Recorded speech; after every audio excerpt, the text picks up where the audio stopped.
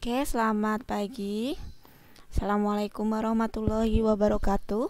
Bertemu lagi dengan saya di Praktikum Farmasi Fisika. Hari ini kita akan membahas praktikum daring farmasi fisika, yaitu tentang stabilitas obat. Nah, kita ke buku panduan praktikum atau modul praktikum dulu di stabilitas obat ya. Kita mulai saja. Oh iya, bagi yang berpuasa, selamat berpuasa. Semoga puasanya diberi kelancaran ya, dan segala urusan kita semua dipermudah dan selalu diberi kesehatan. Oke, kita masuk ke stabilitas obat dulu teman-teman.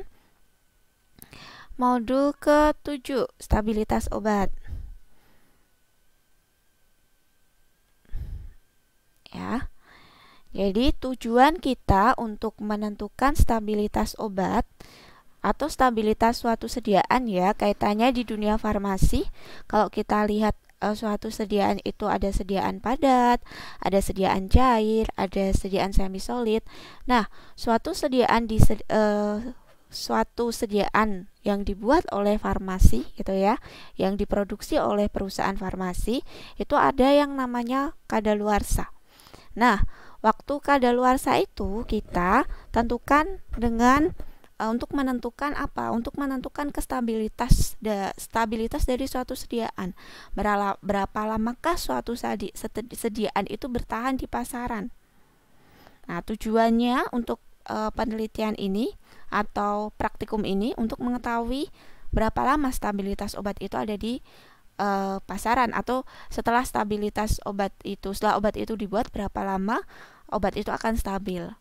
Nah, indikator dari praktikum ini adalah Anda diminta untuk nanti setelah mengikuti praktikum daring ini untuk memiliki kemampuan menentukan tingkat reaksi dari penguraian zat aktif.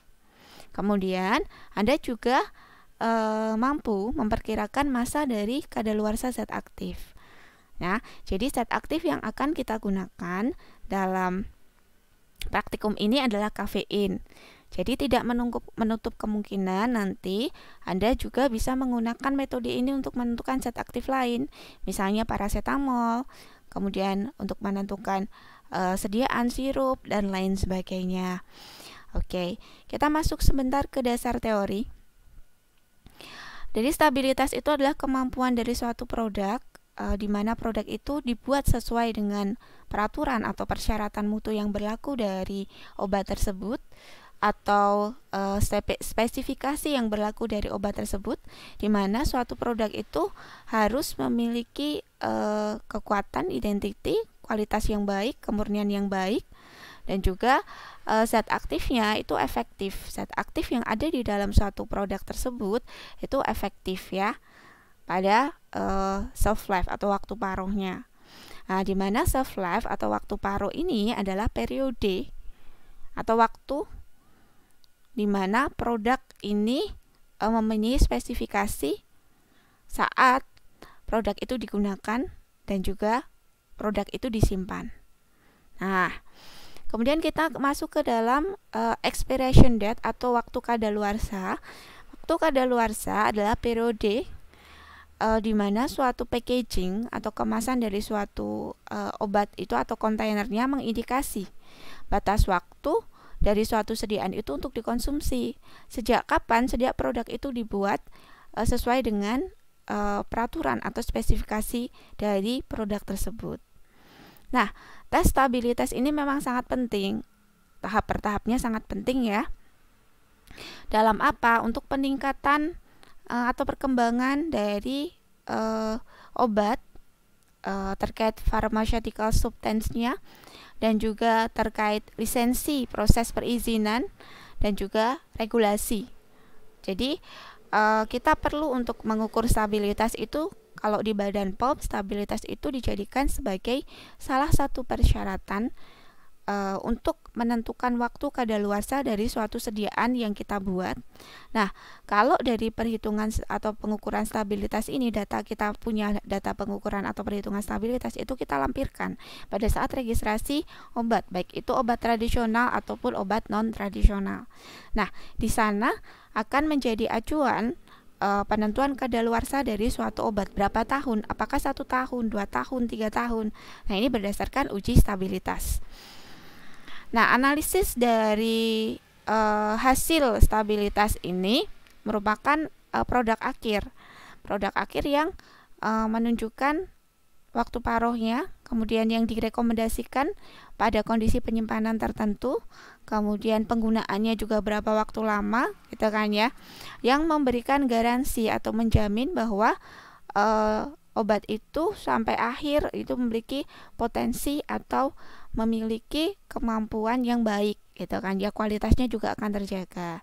Nah, di sini beberapa stabilitas, tipe-tipe stabilitas atau tes stabilitas yang perlu kita ketahui itu ya adalah real time study atau terkait tentang waktu ya, dimana waktu atau suhu yang diperlukan atau temperatur itu, temperatur ruangan biasanya antara 20 derajat Celcius dan 30 derajat Celcius ya. Kemudian kita juga akan terkait study under varied condition, yaitu kondisi ini dipengaruhi oleh atau difungsikan untuk membantu apa kaitannya, gitu kan ya. Dia bisa membantu penentuan dari initial shelf life. Kemudian dia bisa membantu kegunaan prosedur yang digunakan dalam perkembangan dari suatu formula ya. Kemudian efek dari penyimpanan dan juga pengemasan dari suatu produk ya, sampai dia nanti cocok pelabelan yang sesuai ya, berapa lama kadaluarsanya gitu ya, untuk membantu mengidentifikasi kondisi penyimpanan produk ya. Oke, extend tadi waktu paruh, kemudian untuk membantu kaitannya dengan formulasi, packaging atau pengemasan material atau metode apa yang sesuai untuk preparasi. Nah, ini memang penting sekali.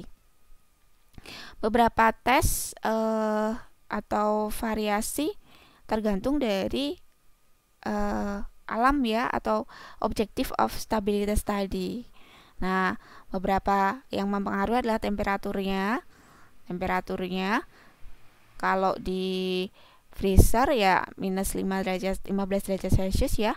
Kalau di refrigerator biasanya 2-8 derajat Celcius atau freeze thaw recycling. Jadi kita melihat stabilitas itu di suhu ruangan. Jadi temperatur berbagai temperatur, jadi tes dengan menggunakan berbagai macam temperatur. Produk itu kita letakkan di ruangan suhu 25 derajat Celcius, kemudian di suhu dingin minus 15 derajat Celcius, di suhu panas, dan juga di oven biasanya. Di suhu dingin juga ya, refrigerator, dan di oven juga. Kemudian kelembapan itu tidak boleh kurang dari 75%. Kemudian combine antara kelembapan dan juga temperatur ya. Nah, waktu kemudian yang terakhir adalah light ya, pencahayaan. Kemudian cara kerjanya. Nah, cara kerja ini nanti penjelasan detailnya ada di video tutorial ya teman-teman. Oke, kita coba lihat dulu alat dan bahan yang kita gunakan. Jadi kita menggunakan spektrofotometer UV dan FIS. Fungsinya adalah untuk melihat absorbansi, melihat lambda max-nya ya dari kafein ya, atau bahan yang kita ingin ukur stabilitasnya. Kemudian alat-alat kuantitatif, gelas ukur, beker gelas, labu ukur, vial, pipet volume dan propipet. Nah, bahannya adalah kafein dan juga aquades. Oke, yang pertama kita akan menentukan pembuatan spektrum absorbansi larutan induk ya, kafeinnya. Kafein yang sudah ditentukan berapa konsentrasinya. Nah, di sini untuk absorbansinya antara 0,2 sampai 0,8. Kita akan lihat berapa panjang gelombang maksimumnya. Kemudian pembuatan kurva baku, kita buat 6 seri larutan dengan variasi konsentrasi dari larutan induk. Nah, ini tergantung ya, kalau dari 6 seri konsentrasi larutan induk awal ternyata terlalu besar, itu bisa kita encerkan lagi. Kemudian kita hitung absorbansi masing-masing larutan pada panjang gelombang maksimumnya. Panjang gelombang maksimum diketahui dari percobaan pertama. Kemudian kita buat kurva persamaan antara absorbansi terhadap konsentrasi. Nanti tolong digambarkan kurva persamaan antara absorbansi terhadap konsentrasi ya. Jadi untuk absorbansinya itu di sumbu X, di sumbu Y, konsentrasinya di sumbu X. Silahkan dibuat kurvanya ya. Jangan kurva batang ya, kurva garis saja. Kemudian penentuan stabilitas obat. Nah, stabilitas obat itu kita menggunakan stabilitas dipercepat walaupun ada stabilitas diperlama ya. Kita menggunakan stabilitas dipercepat pada suhu 70, 80, 90 dan 100 derajat Celcius. Nah, ini kita menggunakan vial yang kita isi dengan larutan induk sebanyak 5 ml. Kemudian dipanaskan sebentar. Kemudian kita ambil satu vial dari masing-masing suhu. Setelah 3 menit pemanasan kita ukur absorbansinya. Dan menit ke-3, jadi setiap 3 menit ya, ke 0, 3, 6, 9, kemudian 12. Jadi kalau absorbansi ke 0 berarti nanti kita akan mengetahui konsentrasi ke 0 juga atau C0-nya juga. CT adalah konsentrasi, C0 adalah konsentrasi ke 0. Nah, ini setelah kita dapat data waktunya, waktu tadi ke 0, 3, 6, 9, 12, 15, kita akan dapat data absorbansi. Nah, data absorbansi nanti dari saya ya, dari percobaan yang sudah dilakukan di video tutorial, nanti akan saya berikan data absorbansi. Nah, tugasnya adalah Anda mencari konsentrasi, karena kita butuhkan kurva konsentrasi itu untuk membuat kurva hubungan antara konsentrasi dan waktunya sudah ada. Nah, yang diketahui absorbansi, bagaimana nanti menghitung konsentrasinya. Kemudian kita buat kurvanya. Yang terakhir adalah penentuan waktu kadaluarsa. Penentuan waktu kadaluarsa dilakukan dengan menentukan tingkat reaksi peruraian. Nanti kita akan hitung energi aktivasinya. Kemudian kita juga akan hitung kadaluarsa pada suhu 25 derajat Celcius. Berapakah kadaluarsanya berdasarkan persamaan reaksi OD1. Oke, kita langsung masuk ke hasil percobaan. Ini adalah hasil percobaan. Saya menggunakan Excel untuk memudahkan pengerjaan ya. Nah, dari video tutorial nanti Anda akan menemukan yang namanya lambda max. Berapakah lambda max-nya? Nanti ada di video tutorial. Kemudian konsentrasi ppm ini juga ada di video tutorial. Sudah saya masukkan untuk konsentrasinya. Kemudian untuk absorbansinya, saya masukkan contoh absorbansi yang ada di video tutorial 0,810. Ya, ini karena pengaturan Excel-nya 0,810 akan tertulis di Excel 0,81. Kemudian 9, konsentrasi 9 ppm untuk 0,713 absorbansinya.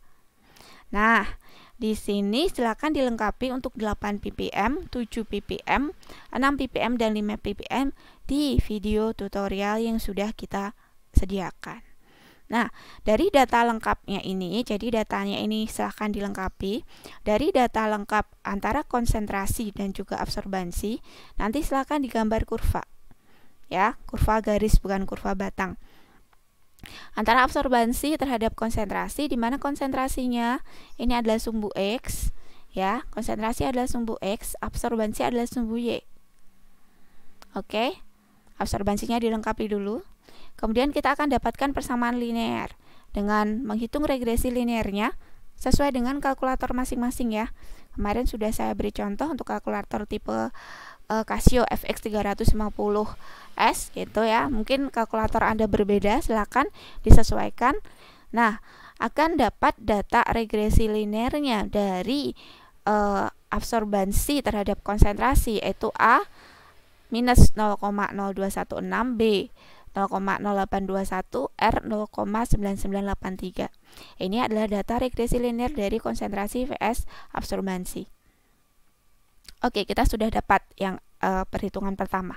Kita masuk ke pengukuran absorbansi berbagai suhu percobaan untuk mengetahui apa? Untuk mengetahui kadaluarsa dari suatu dari kafein ini ya, stabilitas dari kafein ini.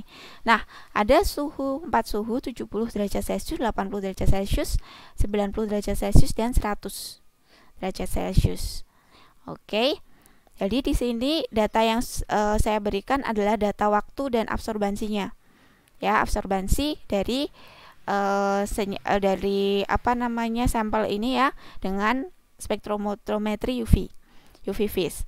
Nah, menit ke 0 sampai 15 untuk absorbansinya di sini sudah tertulis, termasuk untuk suhu 80 waktunya sudah tertulis.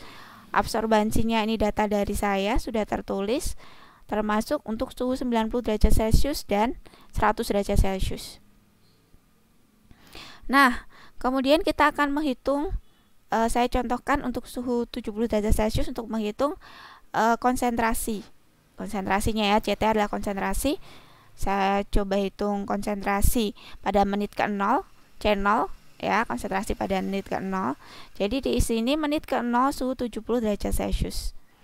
Ini adalah ketentuan X sama dengan Y A min B, di mana Y adalah nilai absorbansi pada menit ke 0. Saya merah ini 0,731. Ya, itu adalah nilai absorbansi menit ke 0. Kemudian A-nya kita dapatkan dari sini, minus 0,0216. B-nya kita dapatkan dari sini. Oke.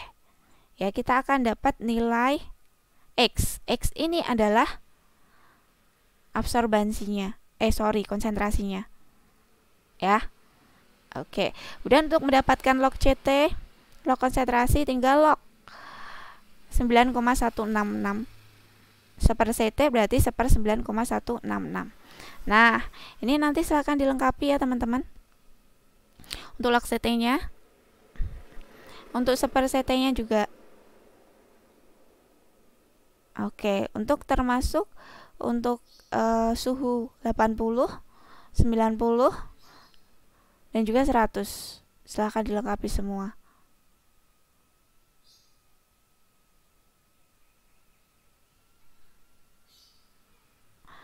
Oke. Kemudian untuk perhitungannya dihitung secara rinci. Menit ke-3 dari suhu 70 derajat Celcius, ke-6, ke-9, dan seterusnya sampai menit ke-15. Nah, kemudian masih di suhu 70 derajat Celcius di sini gambarlah kurva antara waktu dengan konsentrasi. Waktu adalah X di suhu 70 derajat Celcius, waktu dan konsentrasi. Ya. Jadi dibuat kurva antara waktu X dan konsentrasi Y, ya. Kemudian kita akan dapat persamaan regresi linear di suhu 70 derajat Celcius berapa. Nah, karena di sini sudah lengkap antara waktu dan konsentrasi, waktu sudah lengkap, konsentrasi sudah lengkap, jadi kita bisa menghitung regresi linearnya untuk suhu 70 derajat Celcius. Nah, ketemu A, B, dan R. Nanti silahkan dicari kurva waktu VS konsentrasi pada suhu 80, 90, dan derajat Celcius persamaan masing-masing regresi linearnya. Karena kita akan gunakan untuk mencari K. Oke, mencari K di suhu 70 derajat Celcius, Y sama dengan BX plus A, bersama regresi linear, Y sama dengan 0,0026X. Jadi, kita substitusikan nilai B-nya di sini, BX ya, B-nya dapat dari sini, oke. Kemudian X plus A, A-nya dapat dari sini juga kan. Kemudian, kita masukkan dalam rumus M untuk mencari K. M sama dengan min K per 2,302. Ini sudah ketentuan ya. Kita substitusikan nilai B ke rumus di atas. M adalah B. Jadi M adalah B, berarti M adalah 0,0026 sama dengan min K per 2,302. Kita akan dapat nilai K.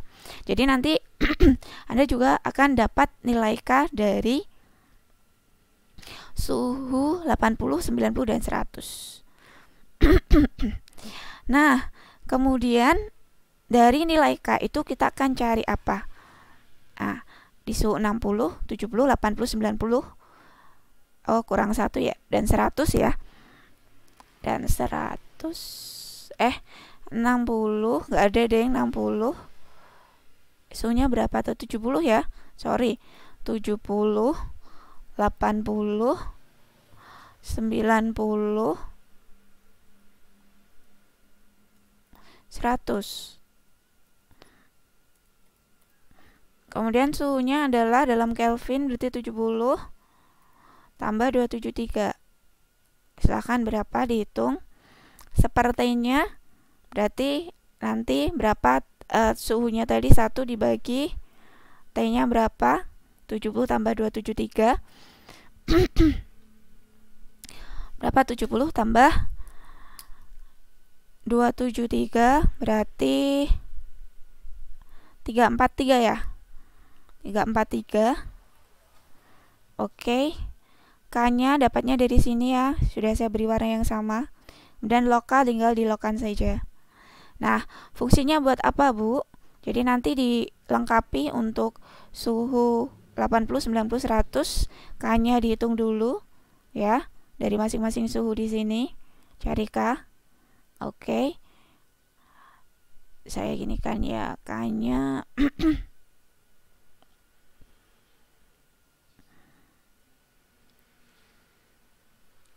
akan dicari K-nya dari sini.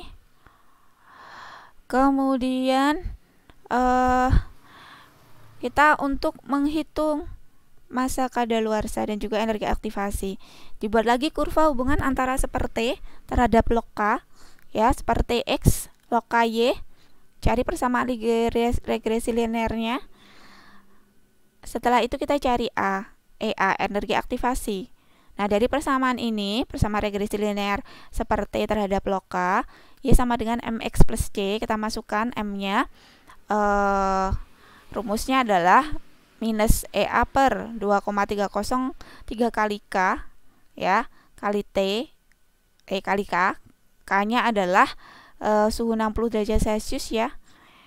K di suhu 60 derajat Celcius ini. Masukkan saja ke sini. Ya. M-nya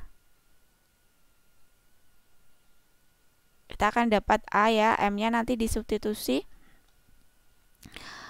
MX plus C ya, kita akan dapat berapa nilai K-nya.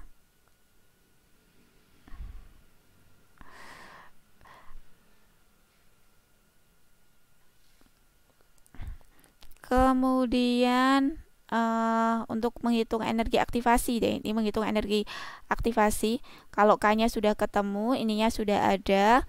M-nya adalah substitusi dari B-nya ya, sama seperti tadi. Kemudian kita akan ketemu EA, MX plus C. M-nya berarti Y sama dengan BX plus A, berarti Y sama dengan MX plus C. Berarti M-nya ini adalah nilai B-nya dari sini ya, jangan keliru. Jadi M adalah nilai B dari regresi linear. Kemudian EA-nya yang kita cari, ininya sudah ada 2,303. K-nya adalah K di suhu 60. Kok 60 sih ya? Salah saya. Suhu 70 nggak ada 60. Oke. Jadi berapa joule energi aktivasinya. Nah, setelah itu kita menentukan kadaluarsa obat pada suhu 25 derajat Celcius. Dari persamaan kurvanya yang ini juga digunakan untuk menentukan kadaluarsa obat BX plus A, di mana X adalah 1 per suhunya dalam Kelvin. Kalau kita cari suhu 25 derajat Celcius, berarti waktunya adalah 25 derajat Celcius per 273. Y sama dengan log K. Y ini sama dengan log K. Jadi kita akan ketemu K-nya. Jadi log K ya, log K sama dengan B. B-nya ketemu dari sini kali X-nya ini ditambah A-nya di sini. Nah, berarti nanti log K-nya log K sama dengan ketemu BX plus A, nanti berarti kita cari K adalah antilognya ya, di antilogkan. Nah, untuk mengetahui stabilitas dari kafein ini berapa hari, kita menggunakan persamaan reaksi ORD 1. CT sama dengan CO min KT. CT adalah konsentrasinya. Konsentrasi ini konsentrasi 90% dari CT adalah 90% dari CO ya. Jadi 0,9 kali konsentrasi ke 0 itu 9,166 yang kita hitung tadi. kali 9,166. K-nya dari sini ya. Nah, waktunya yang kita cari. Nanti kita akan ketemu berapa waktunya. Nah, cukup lumayan ya hitungan hari ini. Jadi silahkan, ini saya jadikan sebagai tugas individu. Silahkan dihitung dan dibuat kurvanya di Excel-nya ini sekalian. Nanti dibuat kurva dan perhitungannya, dilengkapi semua perhitungannya di Excel-nya ini, dikerjakan, kemudian Anda upload di Google Classroom sebagai tugas individu hari ini. Jadi hari ini tidak perlu membuat laporan sementara. Anda kerjakan hasil percobaan ini dan dilengkapi sebaik mungkin sambil meningkatkan kemampuan kita menghitung regresi linear ya. Oke, kalau sudah saya akhiri. Selamat belajar, selamat mengerjakan. Nanti kalau ada pertanyaan yang kurang dipahami terkait perhitungan, silakan bertanya di Google Classroom atau Japri by WA. Oke, terima kasih. Kita kembali ke Google Classroom. Selamat siang. Assalamualaikum warahmatullahi wabarakatuh.